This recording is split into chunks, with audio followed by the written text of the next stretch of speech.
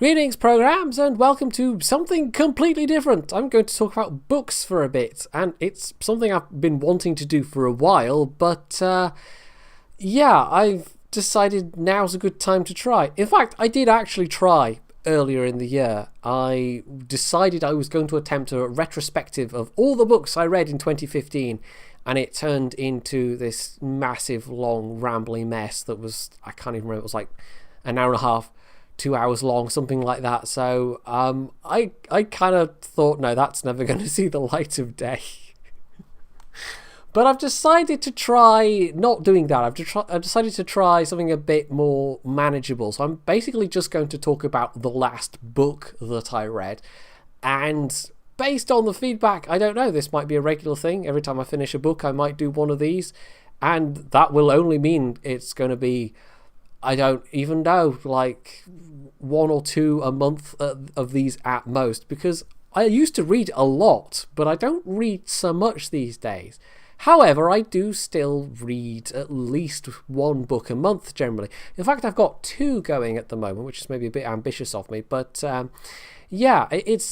came to video games quite late, and you might be looking at the fact that I'm doing a YouTube channel that's all about video games and thinking that I just, I grew up with a console and I've just always played video games, but that's actually not true. It was only when I was about, 13 or 14 that I first had a console, and I'd had a bit of exposure to games before that. We had a PC that had SimCity 2000 on it, but it wasn't really until my early teens that I sort of really got stuck into playing computer games, and before that it was just books all the way. I used to be a really quite incredible bookworm, and I've still got quite a few shelves worth of books to prove it.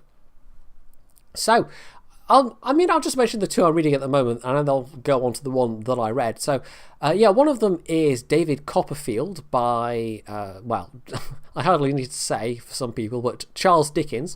And I'm actually quite surprised that I've come round to liking Charles Dickens. I've only so far read, A Tale of Two Cities, which I read last year, I believe. And I was genuinely surprised by how much I enjoyed it. And for A Tale of Two Cities, it's got quite an enjoyable plot, but also the characterization is what really grabbed me. And this is, I think, one of the reasons why Dickens has an enduring appeal. That you can still go into a bookshop and buy copies of Dickens today. It's how entertaining the characters are, even if the plots themselves can be a little inconsistent. The characters are always it's hard to describe, because you think of Dickens and you think kind of grim Victorian London settings, but even though there is a bit of that, it's just so much more lively. And there's so much more just life generally in Dickens' characters than even in a lot of modern authors I've read. So, and David Copperfield is more of a kind of looking at somebody's life from start to finish, and it's a popular subject for authors. I've read, random one that comes to mind, The History of Mr. Polly by H.G. Wells, and I'm sure there's many, many other examples of authors who've just, gone, here's the life of this character I've come up with. And I think that's basically what David Copperfield is, or it seems to be so far. So it really is all about the character. It doesn't really have an overarching plot other than this is this character's life. So that's proving to be interesting. I've also got on the go a book called The High Mountains of Portugal by Jan Martel, and that's the same guy that wrote A Life of Pi.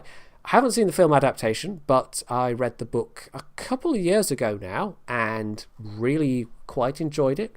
Very entertaining, rather imaginative novel. Hell, the first bit of that novel was almost more entertaining than the actual, the voyage in the boat. And it's one of those books where I came away thinking, how did he manage to write all of that about a boy and a tiger in a boat? But he did somehow, and he made it good, and that's the mark of a really talented author, that they can take this situation where you can just think, well, how on earth can you turn that into pages and pages and pages of prose and still make it entertaining and readable? But he did. And so I have high expectations of the high mountains of Portugal, and we'll see how it turns out. I've only really just started that one, but it is already looking like it's pretty decent. However, what I really wanted to talk about was the last book that I read in its entirety, and it was actually a sci-fi classic that I just have never read before. It was The Man in the High Castle by Philip K. Dick, and I'm going to take this juncture at the start of this to say I do not like Dick. I do not like Dick at all. And there's only one exception to that, or there's only been one exception to that so far, and that is A Scanner Darkly.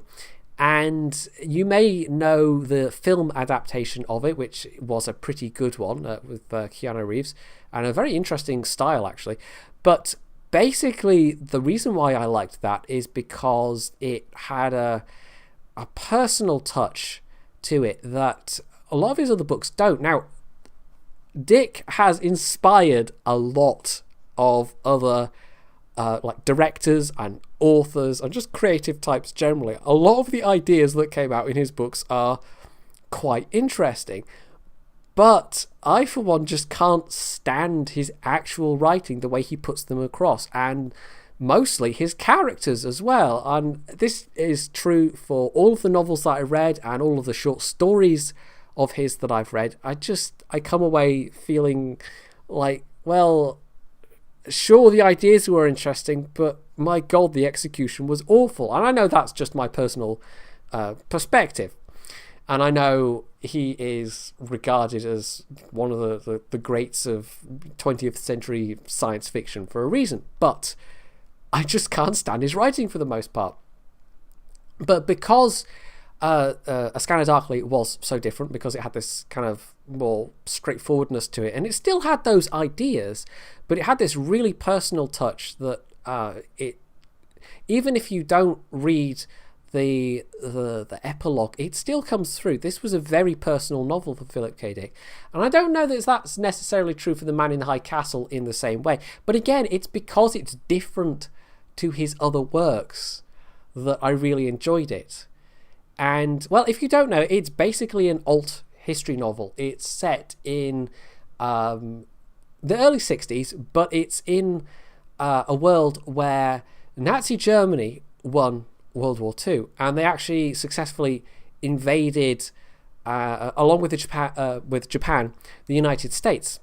And basically they split the US between them. So Nazi Germany has the east coast of America, and Imperial Japan has the west coast, and then there's this kind of almost puppet rump American state wedged in between them.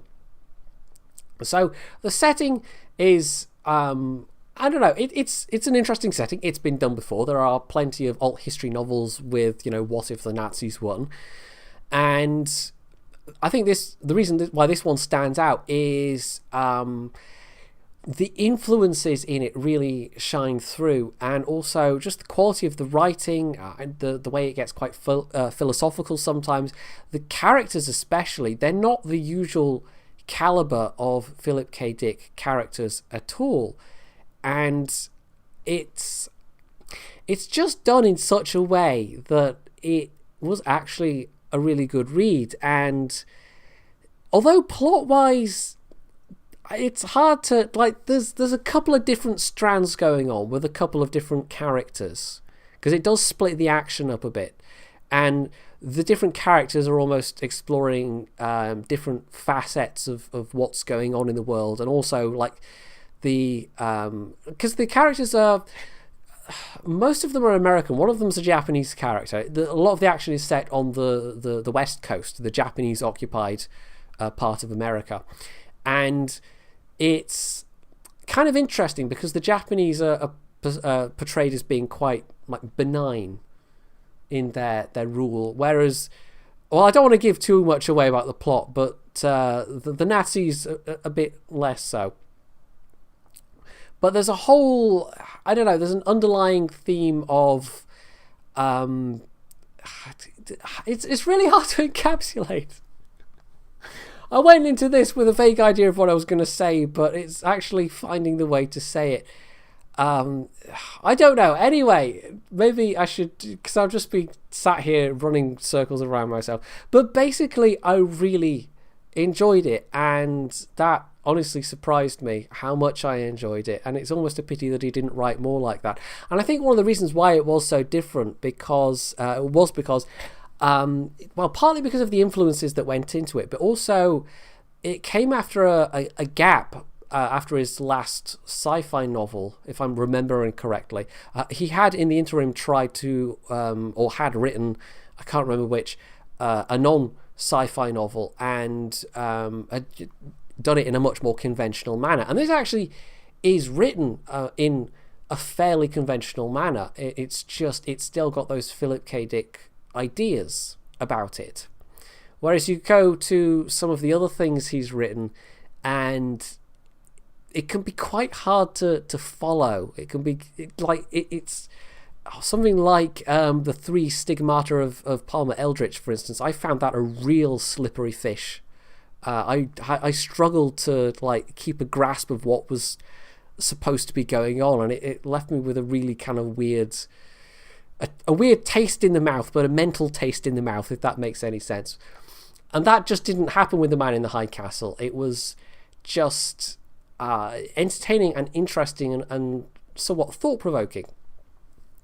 So, does this rehabilitate Philip K. Dick in my mind? Well, not really. It just means I found another exception to the rule. So, this one can go on the shelf next to A Scanner Darkly, and I'll probably reread it every so often, which is what I tend to do with books I really, really like. I just come back to them every 2 or 3 years on this kind of slow cycle. So I don't know, maybe there's some other books that I'll read this year that will actually be rereads, and maybe I'll talk about them.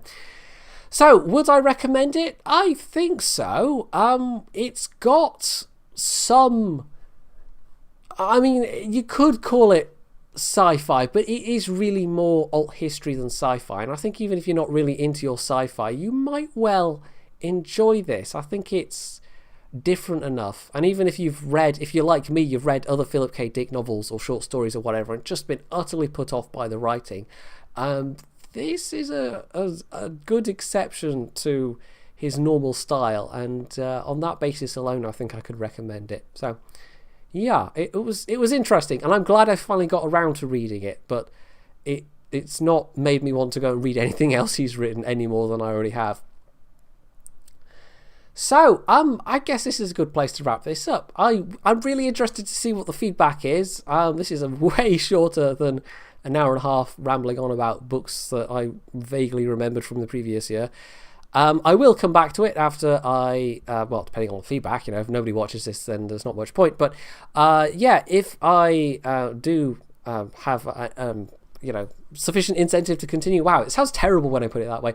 Then I almost certainly will do a similar thing for High Mountains and David Copperfield when I've done with them. But it might be a while, because I don't know, sometimes I absolutely just rip through a book if I'm really enjoying it, and it takes literally a couple of days. Hell, I think The Man in the High Castle, it was actually on the way to not Tankfest. Wow, Tankfest is yet to come.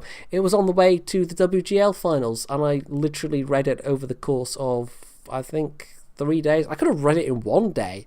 I had a lot of downtime when I was travelling, but I paced myself a bit because I wanted something to read on the way back. So I sort of read like 2/3 of it on the way there and finished the other third on the way back. But sometimes when it's a book like this, when I really enjoy it, I just absolutely rip through it. And other times, books can take like 2 months to read because I just read a little bit here and a little bit there. But it might be a little while before I finish either David Copperfield or High Mountains. But on the other hand, who knows? Maybe they'll grip me in the same way. So I'm really interested to hear feedback on this. And, just if anyone else has read The Man in the High Castle, because it's just one of those classics that it's probably about time I got around to reading it, and I'm really glad that I did. And if you have enjoyed hearing me ramble on for, quite a short amount of time, really, you can hit that like button and, stay tuned for more.